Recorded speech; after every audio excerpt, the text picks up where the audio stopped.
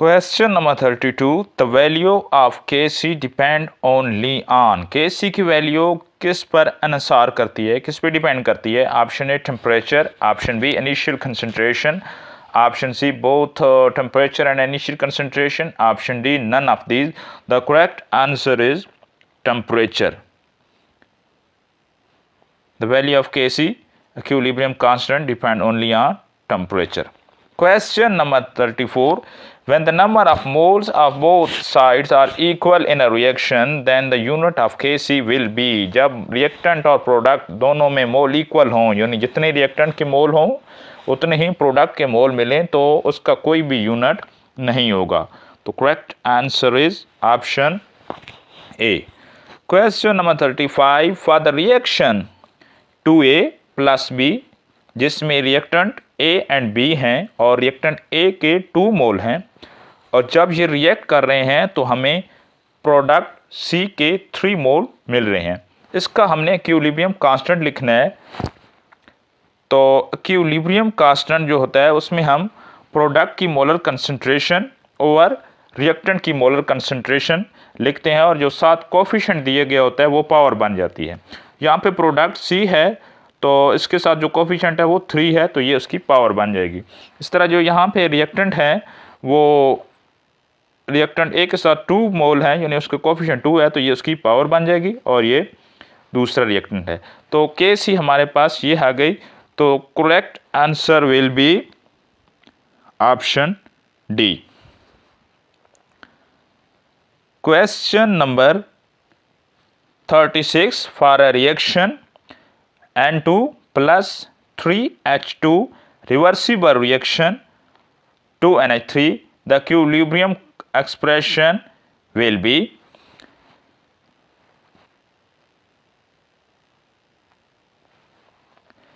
N2 plus 3H2 reversible reaction 2NH3, यहाँ पे reactant nitrogen है और इसका कोफिशिएंट यानी 1 मोल है, और दूसरा रिएक्टेंट हाइड्रोजन है जिसका कोफिशिएंट 3 है, और प्रोडक्ट अमोनिया है और इसका जो मोलर उसका जो मोल हैं वो 2 हैं, या उसका कोफिशिएंट जो है वो 2 है। तो हम कैसे लिखते हैं, वो हम प्रोडक्ट की मोलर कंसंट्रेशन ओवर रिएक्टेंट की मोलर कंसंट्रेशन जो है वो लिखते हैं, और जो कोफिशिएंट होता है वो पावर बन जाती है। तो यहाँ पे प्रोडक्ट जो है वो NH3 है, तो ये हमने मोलर कंसंट्रेशन ऑफ NH3 लिखा है, और जो कोफिशिएंट था 2 वो पावर बन गई है।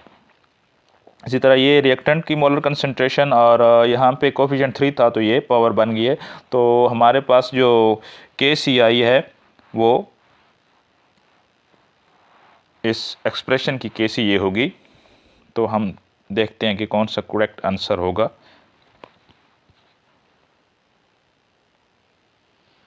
तो correct answer is option B, क्योंकि ये हमारे पास Kc आ गई।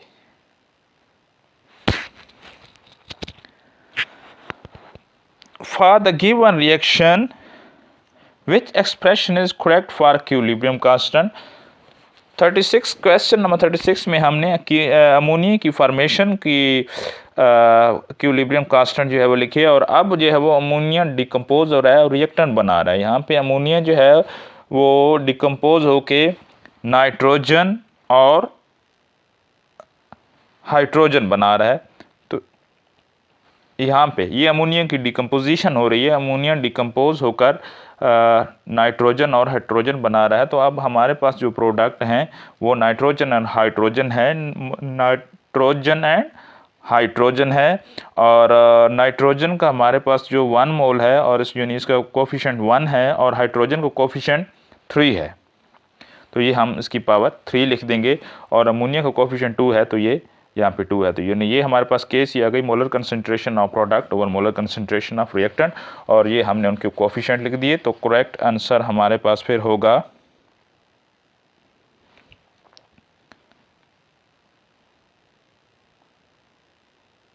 Option C. For the reaction H2 plus I2 reversible reaction 2HI, the expression for the equilibrium constant is।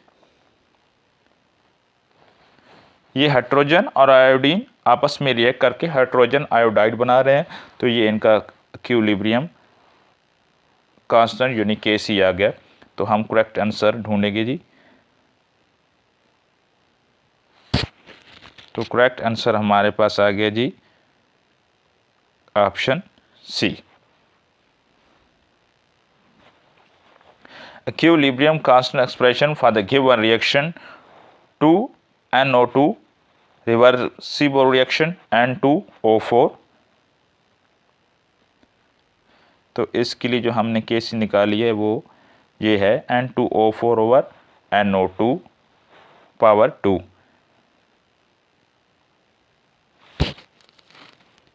तो इसका करेक्ट आंसर ये वाला होगा। क्वेश्चन नंबर 40 है the gas prepared by Haber process. तो हाबर प्रोसेस के ज़रिए कौन सी गैस तैयार की जाती है? तो हाबर प्रोसेस के ज़रिए अमोनिया गैस तैयार की जाती है।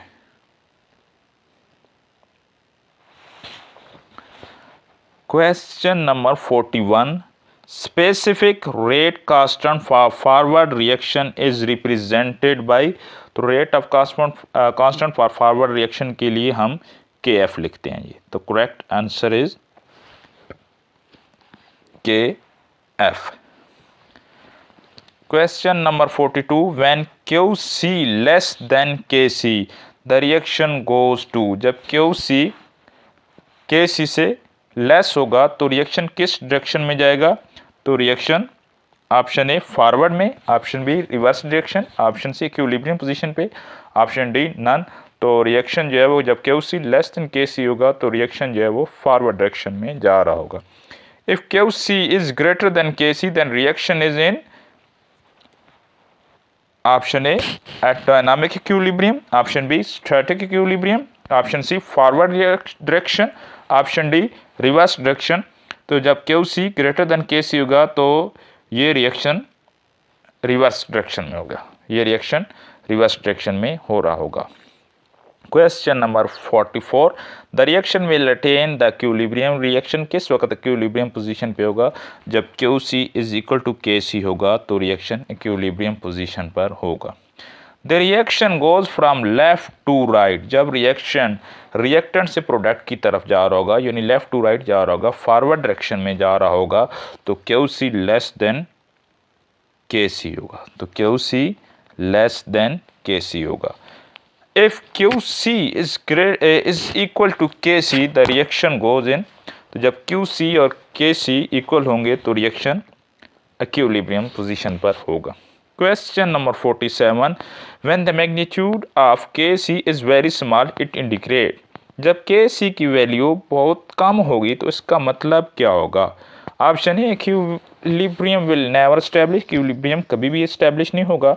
Option B all reactants convert into product, सारे के सारे रिएक्टेंट प्रोडक्ट बन गए। Option C reaction will go to completion, reaction जो है वो कंप्लीटेशन की तरफ जा रहा है, मुकम्मल होने जा रहा है। Option D the amount of product is negligible, तो प्रोडक्ट जो हमारे हैं वो निग्लिजिबल होंगे जब KC की वैल्यू स्मॉल होगी। तो करेक्ट आंसर यही होगा option D.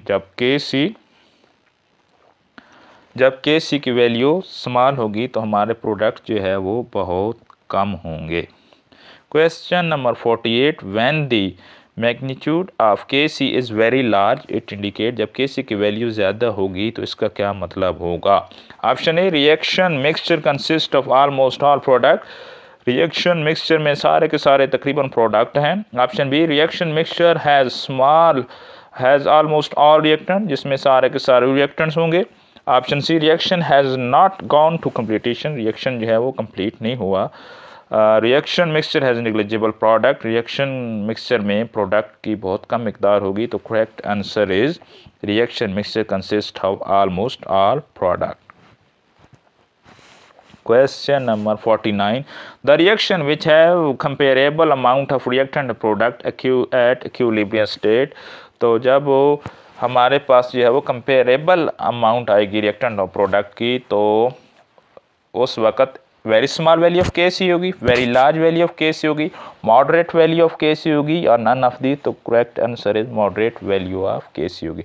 If value of KC is very large then reaction goes to option A equilibrium, option B completion, option C forward, option D reverse. तो जब Kc की value ज़्यादा होगी तो रिएक्शन कंप्लीट होगा।